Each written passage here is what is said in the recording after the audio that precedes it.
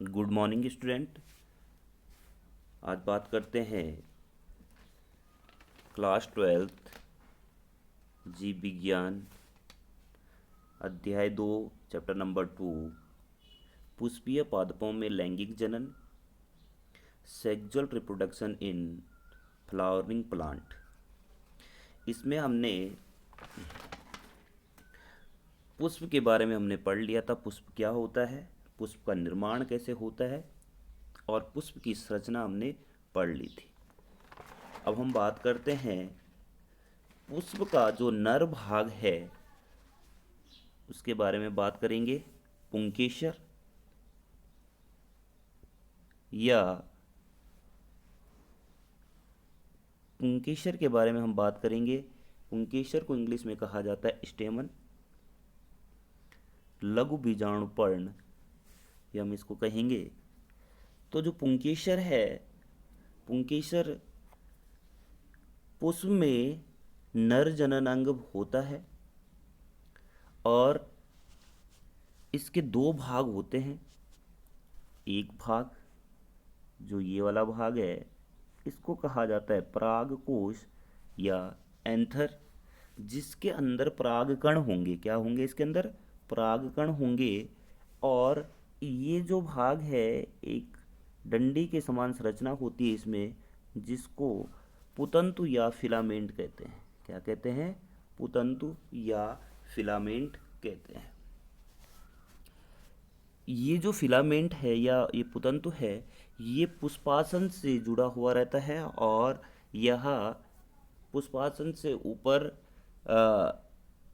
Anther को या परागकोश को पकड़े रखता है। तो हमने बात की कि पुंकेसर के कितने भाग होते हैं? दो भाग होते हैं। एक होता है परागकोश और एक होता है पुतंतु। तो अब हम बात करेंगे परागकोश के बारे में। किसके बारे में?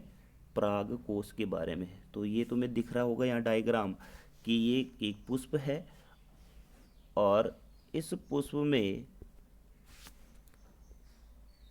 ये जो भाग है ये क्या लिखा हुआ है? यहाँ एंथर लिखा हुआ है, मतलब परागकोश।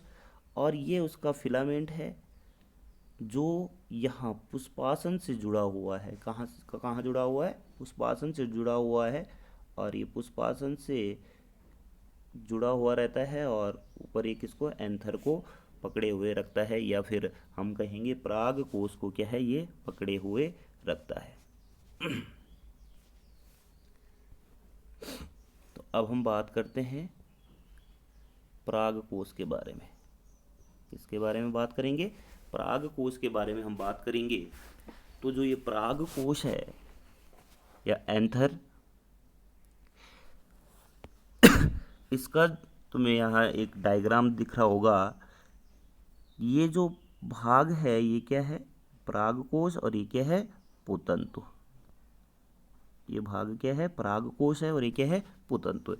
तो जो परागकोश है इसमें तुम्हें दो पालियां दिख रही होगी। एक पाली ये है और एक पाली ये है, मतलब एक पाली ये वाली है और एक पाली ये वाली है। तो दो पालियां दिख रही होगी। तो परागकोश को द्विपालित संरचना कहते हैं। क्या कहते हैं? द्विपालित संरचना। और बीच में तुम्हें यहाँ एक विभाजन दिख रहा होगा जिसने दोनों पालियों को अलग किया हुआ है। इसको कहा जाता है योजी। क्या कहा जाता है इसको? योजी या कनेक्टिव। क्या कहा जाएगा? कनेक्टिव। और ये जो है इसको हमने, ये जो दो पालियां हैं इसको पराग पाली कहते हैं। क्या कहते हैं? पराग पाली या पराग कोशक एंथर लोब्स कहते हैं। क्या कहेंगे? एंथर लोब्स कहते हैं। अब हम क्या करते हैं कि इस पराग कोश को हम क्या करते हैं, इसको हम अनुप्रस्थ काट लेते हैं। इसकी क्या लेते हैं? अनुप्रस्थ काट। और जब हम इसके अनुप्रस्थ काट लेते हैं, अनुप्रस्थ का मतलब है कि हम इसको क्या करेंगे? ऐसे में काटेंगे। तो इसको काटेंगे तो हमें वो संरचना कैसे दिखाई देगी? ऐसे दिखाई देगी। तो ये एक पाली हो गई और ये एक पाली, दो पाली है, दोनों पालियां अलग अलग पालियां हमें दिखाई दे रही है। अब हमने इसके अनुप्रस्थ काट लिए। आगे जरा दूसरे डायग्राम में समझते हैं इसको।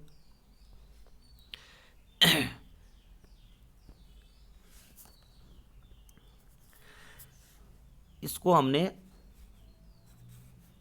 इसके अनुप्रस्थ काट लिए, इसको हमने दो भागों में काटा, तो हमें यहाँ इस टाइप की एक संरचना दिखाई दी। तो इसको हम दूसरे ही डायग्राम से समझते हैं। अब हम अगर इसको ऊपर से देखें, इस नीचे वाले भाग को अगर हम ऊपर से देखें तो हमें वहाँ इस टाइप की संरचना दिखाई देती है। ये एक पाली हो गई और ये दूसरी पाली हो गई, ठीक है। तो इस पाली में, एक पाली में एक, दो, कितने कोष दिख रहे हैं या कितने किनारे हमें दिख रहे हैं? दो किनारे दिख रहे हैं। और इस पाली में भी कितने दिख रहे हैं? दो दिख रहे हैं। तो टोटल कितनी पालियाँ, टोटल कितने कोष्ठ हुए, या फिर हम कहेंगे कि कितने किनारे हुए हैं? एक ये हो गया, एक ये हो गया, एक ये हो गया और एक ये हो गया। कितने किनारे हो रहे हैं? चार किनारे हो रहे हैं। कितने किनारे हो रहे हैं? चार किनारे हो रहे हैं। तो पराग कोश जो है ये चार कोष्ठीय संरचना होती है। क्या होती है? चार कोष्ठीय संरचना होती है। और बीच में मैंने कहा था कि ये क्या है? योजी है। तो बीच में ये जो है ये क्या है? योजी है। क्या है ये? योजी है। तो पराग कोश में दोनों पालियों को जोड़ने वाली संरचना क्या कहलाती है? योजी कहलाती है। इन दोनों पालियों को जोड़ने वाली संरचना को क्या कहा जाता है? योजी या कनेक्टिव क्या कहा जाएगा इसको?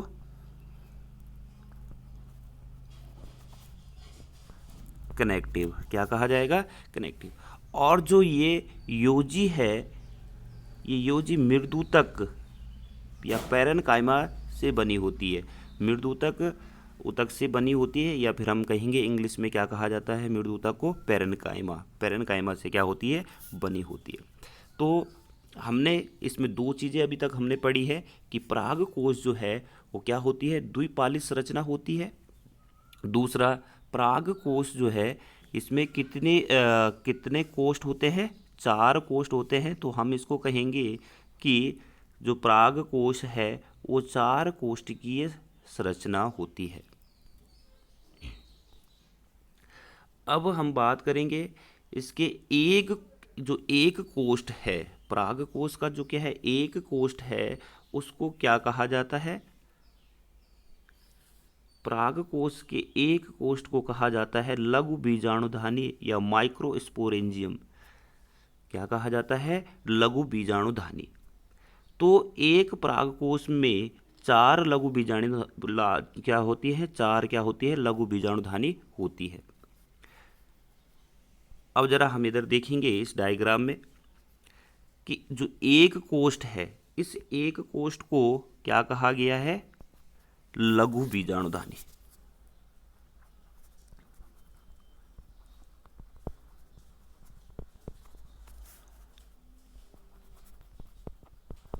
क्या कहा गया इसको? लघु बीजाणुधानी। तो कितने कोष्ठ बोले थे इसमें? एक, दो, तीन, चार। कितने कोष्ठ बोले थे? चार कोष्ठ है। तो कितने लघु बीजाणुधानी हो जाएगी इसमें? तो इसमें कितनी हो जाएगी? चार लघु बीजाणुधानी इसमें होगी। अब हमने बोला कि इसमें चार लघु बीजाणुधानी होती है। अब जब तक ये लघु बीजाणुधानी क्या नहीं हो जाती है? परिपक्व नहीं हो जाती है, तब तक हम इसे क्या कहते हैं? लघु बीजाणुधानी कहते हैं। तब तक क्या कहा जाएगा इसको? लघु बीजाणुधानी कहा जाएगा। लेकिन जब ये क्या हो जाती है? परिपक्व हो जाती है। क्या हो जाती है? परिपक्व हो जाती है। तब इसको क्या कहा जाता है? परागपुट। क्या कहा जाता है? परागपुट कहा जाता है, या फिर इंग्लिश में कहा जाएगा इसको पोलन सैक।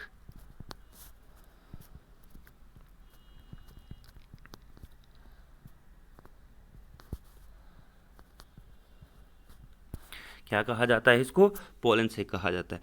तो इसको पोलन सैक कब कहा जाता है? पोलन सैक इसको तब कहा जाता है जब ये क्या हो जाती है? परिपक्व हो जाती है। जब ये क्या हो जाएगी?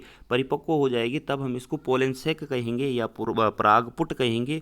और जब तक ये क्या है? परिपक्व नहीं हुई है, तब तक हम इसको क्या कहते हैं? लघु बीजाणुधानी कहते हैं। तो ध्यान रखना बच्चों की दोनों में बहुत अंतर है, लघु बीजाणुधानी और परागपुट में। कहीं कहीं बुक में ये दोनों क्या है? एक ही दिए हुए हैं, लेकिन ये दोनों एक ही नहीं होते हैं। ये क्या होते हैं? दोनों अलग अलग होते हैं। परागपुट अलग होता है और लघु बीजाणुधानी अलग होती है। जब ये परिपक्व नहीं होती है, तब तक हम इसको लघु बीजाणुधानी कह रहे हैं। और जब ये क्या हो जाएगी? परिपक्व हो जाएगी, तब हम इसे क्या कहेंगे? परागपुट या पोलन सैक कहेंगे। ठीक है। तो जब ये परागकोश परिपक्व नहीं हुआ है, क्या हुआ है? जब ये क्या है? परागकोश जो है ये परिपक्व नहीं हुआ है, उससे पहले इन 4 कोष्ठकों को क्या कहा जाता है? इन चारों कोष्ठकों को क्या कहा जाएगा? तब तक लघु बीजाणुधानी कहा जाएगा। और जब ये क्या है? पूरे तरीके से क्या हो जाएंगे? परिपक्व हो जाएंगे, तो इसे पोलन सैक या परागपुट कहा जाता है। अब जरा थोड़ा ध्यान दो कि इसको परागपुट क्यों कहते हैं? इसको परागपुट नाम क्यों दिया गया है? क्योंकि क्या है? लघु बीजाणुधानी के अंदर क्या होते हैं? परागकण का निर्माण हो जाता है। क्या होगा इसके अंदर? क्या होगा? इसको मिटा देते हैं। इसके अंदर क्या होगा? परागकण का निर्माण होगा। छोटी छोटी क्या है? संरचनाएं यहाँ दिखाई देगी, जिनको हमने क्या कहा? परागकण।